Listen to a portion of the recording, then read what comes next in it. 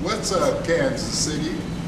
This is Lonnie Powell Presents, and today we're here with Shane Evans, one of my favorite artists in this city, and we're here at his dream studio at 711 East 31st Street. Shane, I always like to start off with the question, what motivates a full-grown man to want to sit around and create art? I think it's the same motivation that a full-grown child has towards art. It's a natural inclination just based on the love of art, period. And I think that we as adults, but as I become more and more adult-like, I recognize how adults lose that desire to want to just pick up a crayon. It's like some shame or something in it, But the truth is, like, you can continue to create on through, your life. I think it's necessary, actually. So the motivation is the love of it. The lowercase L and the uppercase L for creativity. Picasso said that we're all born artists. Yes. The trick is to remain. Yes. I fully understand that. Yes. So, how is it being an artist in Kansas City? How does life treat you as an artist? Every artist, every human being's journey is unique and specific, So, you and I we've jumped from this place off into the world, So we can be anywhere, and we choose to be here in this location. So, I live here, I get my groceries here, I have my child getting to school here, so that means pay your taxes. Pay my taxes here, all that stuff. Exactly. Yeah. So in that way, shape and form, I'm working towards whatever it is that I'm working towards as as a worker. When I look at my overall work, what I do on a daily basis. Everybody can look at their life as creative. There are lawyers. I look at law now as a creative human being and understanding language as an author. I recognize that that's an art. You go in to fight a case, and it's the art of language, right? So it's no different for us. We fight the good fights too through the art. And for me as an artist, it's transformed that I continue to dialogue with children. When I was 5, I'd be dialoguing with other 5-year-olds through art, right? Now, as a man, I'm dialoguing with children still through the children's book, and that art form. And even this wall reflects children's reflection of books that I've done. So it's a continuation. It's a continuation of the dialogue as an artist. That's a good. I think this is a good time to ask, what is chocolate meat? Chocolate meat. Chocolate meat is funny because when you say it out loud, it's you saying it, right? Right. So you asking the question about yourself. That's the irony of the idea. You go, what is chocolate meat? I'll be like, I don't know, what is chocolate meat, right? I'll send it right back to you. And when you open the pages of this book, from the surface, let's say, Taye Diggs, the illustrator, I am the illustrator. Taye Diggs, the author. But it's really about two friends coming together to create this piece.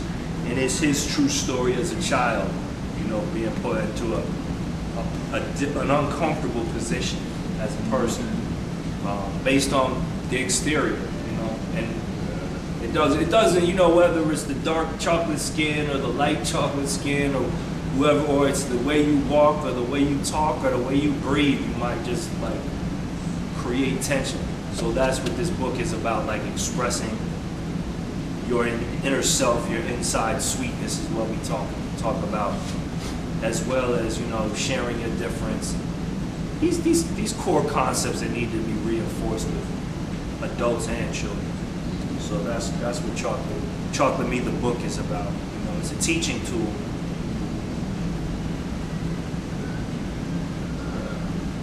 How did you meet Tay? Tay and I, we met when we were in high school, age 15, School of the Arts in Rochester, New York. So we grew up in the arts. You know, and I know that you taught at a school like what we went to. So, you know, it was a unique experience overall because we had teachers that appreciated artists because they were artists. That Purcell Academy was like heaven. Yeah. A decade ago. Right. I mean, it's still beautiful, but Sure. Boy, you should have seen it then. Yes. But anyway, back to you.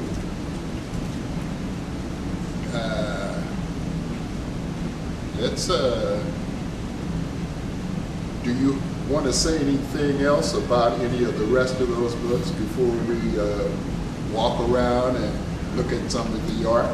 Sure, yes. We can talk about Olu's dream. To me, in many ways, this studio has a lot to do with this idea about dreaming, you know, the motivation around dreaming for all ages, and the encouragement. It's a voice that encourages everyone to dream. We've done a lot with this project. You know, it took me 10 years to actually see this come to life. And books are a unique experience because, you know, you create a book almost like a child. You create a child or a book, and then all of a sudden it takes on a life of its own. And you always have to support these children that you bring into the world too, by sharing the tool and by listening to what happens. You know, feedback that comes from this. We've done a play around it. You know, there's lots of things that can come from this experience that really for me are like about learning. It's like, how do you learn to even understand what a dream is? So at the core, that's this book. I pulled out this book right here. This is in Japanese language. The artwork is from a book called Underground. The first publication was in English. Underground, this right here won the Coretta Scott King Award, and it's a unique experience for me overall because as an artist, you know, books and ideas and pictures, sometimes they just come to us. You know, we're sitting somewhere and all of a sudden it just comes through you, right? Exactly, right onto the canvas, wherever, right? In this instance, it's interesting because I was in Japan probably about 5 or 6 years ago, and I was sitting on a train, and that's where this book really was birthed. And then, you know, like as time goes on, the importance of this story of the Underground Railroad experience that was many people's experiences. You know, it wasn't just this type of person look and that type of person look. Everybody had to join together to free somebody.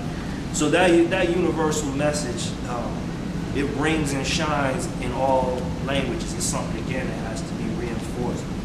So I just wanted to share that. You know. Okay. That's, of course, I've already told you my favorite piece. We're going to have to work up a trade or something one of these days. This wall right here, to me, represents like it represents a body of work from mostly children's books. Like these are some of the first books that I had done. This one is from a series. There was 3 books in this series: No More, Free at Last, and Nobody's Gonna Turn Me Around. And this is a culmination of about 5 years worth of work. This is the cover work. This is another work from a book called Fishing Day with Andrea Davis Pinckney. Just about 2 children during segregation and how this brief moment in time likely affected their entire life, you know, and who knows what else, you know. It's just about like if somebody says you got to be apart from somebody, that don't mean that you really have to be apart from that person. So these types of stories, this is about the 54th Regiment, the African American regiment that fought in the Civil War. There's a movie called Glory. Even when I'm working on projects, I mean, one of the interesting things is that I'm always searching for research, and so, you know, we have so much information out here that, you know, the movie was very helpful, and lots of amazing photographs that I utilize to kind of pull those images together. And then here is another example of style. I say after I went to West Africa for the first time, I had come back and I had gotten this assignment called Bentu's Braids, where I feel like this was the first time expressing in like a children's book form that freehand style that you're not representing, you know, a likeness of someone. It's like, you know, you're just creating. And then even this to me represents after Africa. This is a more personal work, utilizing these old windows as frames and pieces of artwork as well. How many times have you been to Africa? 6 or 7. Yeah, I know you went with Change the Truth. Yes. We kind of shared that experience together. We didn't go at the same time, but that experience I know just turned my whole world around. Yes. I was not the same person when I came back. No. And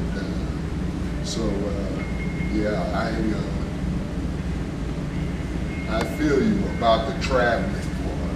That's what I want to do, I guess, until I die. Sure. Go ahead. I didn't mean to interrupt. Now, this is one of my favorite pieces. I just like the relaxed mood and the simplicity of this. Not a lot of clutter. You just like nailed it. Yes. Tell us a little bit about this one. Well, it's been a while, man. This is from some years back, and I was experimenting with denim. So this is all stretched denim and sewn pieces of material. So I likely had some kind of plan before I sketched it, because I had to sew this on first and then get it in that position. And it's interesting because then the rest of the painting built around that ultimate space. You know, it's something from my earlier days. So I was utilizing some photo reference of, you know, a man just in a car, you know, and I was like, I like the way that feels, like this whole, you know, this is the hot spot actually in this overall cool piece. And yes, there is something about it. It's like blocks and shapes just sitting on top of each other until it comes together so you can see it. So You kind of, the beauty is almost like a contour line. Yeah. And it's almost monochromatic. Yes. I love that piece. Let's talk about this one next to it. With the race down here at the bottom. this is called, I think, the brown of the earth is what it says here. I typically do not title pieces like that stick, or like every time I see this piece, I refer to it as the brown of the earth. These visuals up here actually represent, like, from an aerial view, the earth. If you've ever flown in a plane and you look at the patterns on the earth from farming and things like that, it's really quite beautiful, you know. Whether it's destroying or not, I'm not even looking at that, you know, maybe. But I'm looking at all the shapes. Like, we create these amazing shapes. The patterns we make. That's right. From a distance. And then these people are just running. And this is actually a reference from some Alvin Ailey dance movement. And then this Brown of the Earth is actually a song lyric that I had created after I had come back from Africa the first time, Burkina Faso. So then this song lyric inspired actually this whole piece, the Brown of the Earth. Well, Shane, this has been very interesting, and I'm sure we could go on and on. It's so much to see in here, and if we had more time, we could spend a half a day. Is there anything else that you would like to say? And also, tell us how people can get in contact with you, how they can reach you if they have seen anything interesting that they like here. Yes, yes. You can go to website. You can go to dreamstudio777.com, and then you can find other places. You can find your way to the Chocolate Me website from there, and the Olu's Dream website from there. Also, social media can be found from there. But we can mostly Facebook is what we're using, and Facebook and the website, Dream Studio 777 website.